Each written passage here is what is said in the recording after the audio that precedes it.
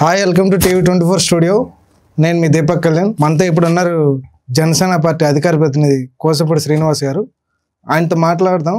అసలు పిఠాపురంలో ఎటువంటి అభివృద్ధి కార్యక్రమాలు జరుగుతున్నాయి, అసలు పిఠాపురం ఈ 9 నెలల కాలంలో ఎంత విధంగా ముందుకెళ్ళిందని ఆయన మాటల్లోనే తెలుసుకుందాం. హాయ్ సార్, ఎలా సార్? పవన్ కళ్యాణ్ గారు గతంలో 2 సార్లు ఓడిపోయిన తర్వాత పిఠాపురంలో అత్యధిక మెజార్టీతో గెలుపొందారు. అసలు ఈ 9 నెలల కాలంలో పిఠాపురం ఏ విధంగా సార్ ముందుకెళ్తుంది? దీపక్, మామూలుగా సహజంగా ఒక ఎమ్మెల్యేగా గెలిచిన తర్వాత ఏ ఎమ్మెల్యే అయినా కూడా తన నియోజకవర్గానికి ఎంతో కొంత చెయ్యాలి, మళ్ళీ నేను తను చేసినట్టు అభివృద్ధి చూపించి నెక్స్ట్ ఎలక్షన్స్కి వెళ్ళాలని కోరుకుంటారు. బట్ ఇక్కడ ఎప్పుడైతే పిఠాపురాన్ని పవన్ కళ్యాణ్ గారు కంటెస్ట్ చేశారో నిజంగా అదృష్టవంతులు. నిజంగా పిఠాపురం ప్రజలు అంటే ఒక విధంగా అదృష్టవంతులు అని చెప్పుకోవాలి. స్వాతంత్రం వచ్చిన తర్వాత పిఠాపురానికి సంబంధించి అనేక మంది ఎమ్మెల్యేలు పనిచేశారు.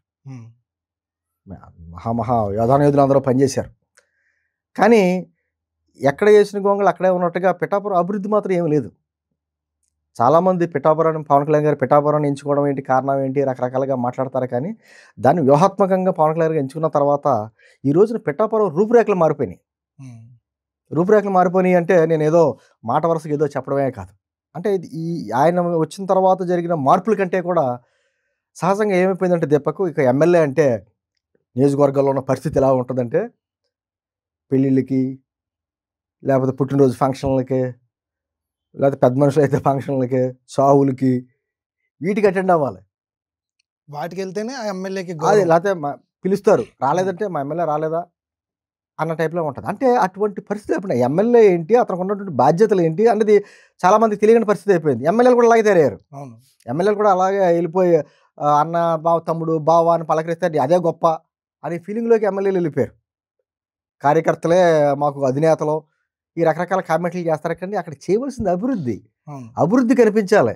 కార్యకర్తల మీద భుజాలు వేయడం చేయడంతోనో, లేకపోతే వాళ్ళ ఇంట్లో ఫంక్షన్కి వెళ్తేనో దానివల్ల ఉపయోగం ఏం లేదు. వాళ్ళు ప్రజలు బాగుండాలి, వాళ్ళ భవిష్యత్తు బాగుండాలి, అక్కడ ఉన్నటువంటి పరిస్థితులు బాగుండాలి, తాగడానికి నీళ్లు ఉండాలి, చక్కటి రోడ్లు ఉండాలి, ప్రభుత్వ ఆసుపత్రిలో సదుపాయాలు ఉండాలి. ఇది కదా వాటికి చేయవలసిన బాధ్యత నియోజకవర్గ ఎమ్మెల్యేగా.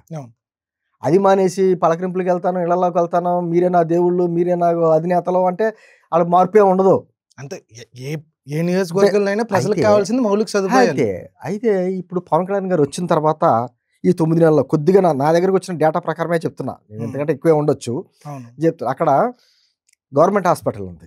గవర్నమెంట్ హాస్పిటల్ 100 బెడ్ ఉంటాయి కదా, 100 పడకల ఆసుపత్రిగా దాన్ని తీర్చిదిద్ది 38 కోట్లు విడుదల చేశారు దానికి. ఈ 9 నెలల కాలంలో చెప్తున్నాను నేను, గతం కాదు. ఆ తర్వాత సిసి రోడ్లకు సంబంధించి 25 కోట్లు విడుదల చేశారు. బీటీ రోడ్లకు సంబంధించి 11 కోట్ల రూపాయలు రిలీజ్ చేశారు. ఆర్ఓబి అని ఉంటుంది, దానికి 56 కోట్లు రిలీజ్ చేశారు. తర్వాత గొల్లపురంలో ఈబీసీ కాలనీ ఉంటుంది, అక్కడ బ్రిడ్జ్ ఉంటే దానికి 4 కోట్లు రిలీజ్ చేశారు. తర్వాత స్కూల్స్లోని గవర్నమెంట్ స్కూల్స్ ఉంటాయి కదా, వాటికి కంప్యూటర్స్ రిలీజ్ చేశారు. తర్వాత ఆ స్కూల్స్లోనే ఎడిషనల్స్ రూములు కావాలి కదా, రూముల నిర్మాణానికి కూడా ఏర్పాట్లు చేశారు. తర్వాత ఇది ఏమంటారు, సూరంపేట గొల్లపురోలు రోడ్డు దగ్గర అక్కడ 36 లక్షలు రిలీజ్ చేశారు. తర్వాత డిగ్రీ కాలేజీకి ఎడిషనల్ రూమ్కి 1,20,00,000 రిలీజ్ చేశారు, ఎడిషనల్ రూమ్స్కి. తర్వాత బీసీ హాస్టల్ రిపేర్కి 50 లక్షలు రిలీజ్ చేశారు. తర్వాత కాంపన్సేషన్ ఉంటుంది, ఏలూరు ఫ్లడ్ వస్తే ఆ విక్టిమ్స్కి దానికి కాంపెన్సేషన్ రిలీజ్ చేశారు. అదేవిధంగా ఆ ఏలూరు రిపేర్ అంటే ఉంటారు కదా, చెరువు గట్లు అవి రిపేర్ గట్లు వాటికి 1 కోటి రిలీజ్ చేశారు, 1 కోటి రూపాయలు. క్యాటిల్ మార్కెట్ అంటే ఇదే పశువుల సంత ఉంది కదా, దానికి 1,40,00,000 రిలీజ్ చేశారు ఈ 9 నెలల్లోనే. అంటే పశువుల సంత ఇలాంటివన్నీ అంటే స్థానికంగా మౌలిక సదుపాయాలు ఏర్పాటు చేయడానికి, పిఠాపురాన్ని ఒక మోడల్ నియోజకవర్గంగా చేయడానికి పవన్ కళ్యాణ్ లాంటి వ్యక్తి అక్కడ నియోజకవర్గానికి ఒక ఎమ్మెల్యేగా ఉంటే ఎటువంటి మార్పులు ఉంటాయి అన్నది ఈరోజు చూస్తున్నారు పిఠాపురం ప్రజలు. అంటే ఒక ఎమ్మెల్యే అనేవాడు నీతి నిజాయితీగా అంటే కేవలం అంటే ఎమ్మెల్యే అంటే ఎదురుగుండా కనపడాలి, మన ఎదురుగుండా తిరగాలి, మన ఎదురుగుండానేమో హడావిడి చేయాలి, అది కాదు. ఎమ్మెల్యే కొన్ని బాధ్యతలు ఉంటాయి, ఆ బాధ్యతలు సక్రమంగా చేసుకుంటే నియోజకవర్గ రూపురేఖలు మారుతాయి. అది నిజంగా ఎమ్మెల్యే అంటే ఏంటో అనేది ఈ రోజున పవన్ కళ్యాణ్ గారు చూపిస్తున్నారు. దానికి తగ్గట్టుగా ఆయనకి మర్రెడ్డి శ్రీనివాస్ గారికి అక్కడ మా నియోజకవర్గ ఇన్ఛార్జ్ ఇచ్చారు. ఆయన ఆధ్వర్యంలో దగ్గరుండి పనులు చూసుకునేలాగా. అంటే కేవలం ఏదో రిలీజ్ చేసేసాం డబ్బులు అనేది కాకుండా సక్రమంగా అందుతున్నాయా లేదా, రోడ్లు సక్రమంగా పడుతున్నాయా లేవా, ఆ హాస్పిటల్‌లో సదుపాయాలు ఉన్నాయా? లేవా?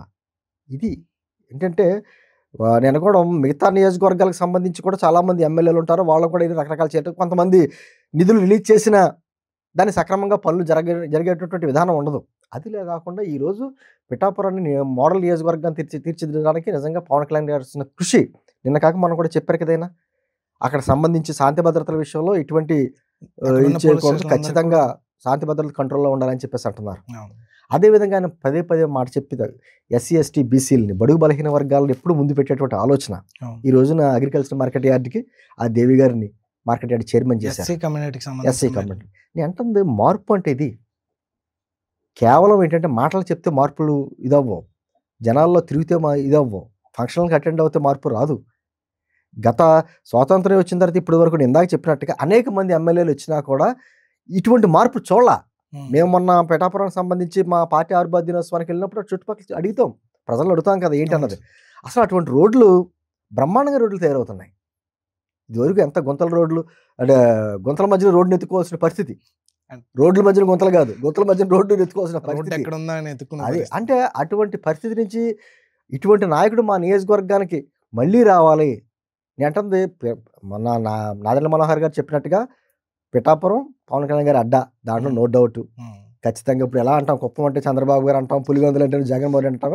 పిఠాపురం పవన్ కళ్యాణ్ గారి అడ్డా. పిఠాపురంలో పవన్ కళ్యాణ్ గెలిచాక కూడా పిఠాపురం ఎమ్మెల్యే గారు అంటే కేవలం అడ్డాగా అంటే ఏదో అక్కడ అదే నియోజకవర్గంలో మళ్ళీ మళ్ళీ పోటీ చేసేలాగా కాదు. అభివృద్ధి చేసి చూపించి ఓట్లు అడిగేటువంటి పరిస్థితి.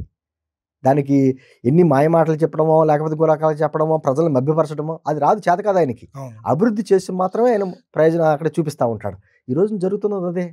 పిఠాపురం ప్రజలు ఎన్నో దశాబ్దాలుగా కళ్ళగంటున్నటువంటి కార్యక్రమాలను అక్కడ జరుగుతున్నాయి. మౌలిక సదుపాయాలు ఉండి కాదు. ఆ గవర్నమెంట్ హాస్పిటల్కి వెళ్ళాలంటే కాకినాడ వెళ్ళాలి. పిఠాపురం పరిస్థితులు బాగుండేది కాదు. అటువంటిది అక్కడే డెవలప్మెంట్. డెవలప్మెంట్ చూపించితే ఏ విధంగా పవన్ కళ్యాణ్ గారు ఏ విధంగా డెవలప్మెంట్ చూపిస్తారో ఈరోజు చూపిస్తున్నారు. అంటే నిజంగా ఒక శాసనసభ్యుడు అంటే బాధ్యతలు అసెంబ్లీకి వెళ్ళి చట్టాలు చేయడం అనేది ఒక బాధ్యత. దాంతోపాటు ఒక రాష్ట్ర నాయకుడు డిప్యూటీ సీఎం అయిన అటువంటి నాయకుడిని నిజంగానే పదే పదే చెప్తా ఉంటా. పిఠాపురం ప్రజలు అదృష్టవంతులు. చాలామంది అడిగారు మా కాన్స్టిట్యున్సీలో పోటీ చేస్తే మేము గెలిపించుకుంటాం అయ్యి అని. మరి ఆయన అక్కడ సెలెక్ట్ చేస్తున్నాడంటే నిజంగా పిఠాపురం ప్రజలు అదృష్టవంతులు. అయితే గెలిపించారు కదా అని చెప్పేసి ఇంకా సైలెంట్గా కూర్చోకుండా అభివృద్ధి అంటారు చూసారా, ప్రత్యేకించి కాన్సన్ట్రేషన్ చేసి పిఠాపురాన్ని ఒక మోడల్ నియోజకవర్గంగా తీర్చిదిద్దడంలో ఈరోజు అది చూస్తున్నాం, మార్పు చూస్తున్నాం. ఖచ్చితంగా 9 నెలల్లోనే ఈ 5 సంవత్సరాలు ఇంకెంత అభివృద్ధి చెందుతుందో. అయితే మిగతా రాష్ట్రంలోని మిగతా నియోజకవర్గాలకే ఇది ఒక మోడల్గా మారుతుంది పిఠాపురం. ఏంటంటే ఇది పరిస్థితి. మేము కేవలం ఏదంటే మాయమాటలు చెప్పి ఓట్లు అడిగిన తర్వాత వెళ్ళిపోయి మళ్ళీ ఎలక్షన్స్ ముందు వచ్చి అన్న, అక్క, బావ, చెల్లి అని ముద్దులు పెట్టుకుంటా తిరుగుతాను. దానివల్ల ఉపయోగం ఏం లేదు. వాళ్ళ జీవితాల్లో మార్పులు రావు. ఇప్పుడు వచ్చి మీ దగ్గరికి వచ్చి నువ్వేనా అధినేతవు, కార్యకర్తలేనా అధినేతలు, కార్యకర్తలే మా నాయకులు, కార్యకర్తలే దేవుళ్ళు అంటే ఉపయోగం ఏముంది? ఇప్పుడు రోడ్డు మీద వెళ్తున్నప్పుడు గుంతల రోడ్లో తిరగాలి కదా. ఏమన్నా వాళ్ళ ఇంట్లో ఒక పేషెంట్ వచ్చాడు అనుకోండి కాకినాడ పరిగెత్తాలిగా. అటువంటి పరిస్థితులకి మార్పులు తీసుకొస్తున్నాడు ఈయన. ఏంటంటే అది పవన్ కళ్యాణ్ గారు అక్కడ ఉన్నా లేకపోయినా ప్రతి క్షణం కూడా ఆయన ఒక రాష్ట్రాభివృద్ధి గురించి ఎలాగ ఆలోచిస్తాడు. కానీ ప్రత్యేకించి తనని ఇంత ఇన్ని ఓట్ల మెజారిటీతో గెలిపించినటువంటి పిఠాపురం ప్రజల మధ్య ప్రత్యేక శ్రద్ధ చూపిస్తాడు ఆయన. పిఠాపురం అనేది హార్ట్గా చూసుకుంటున్నాడు ఆయన.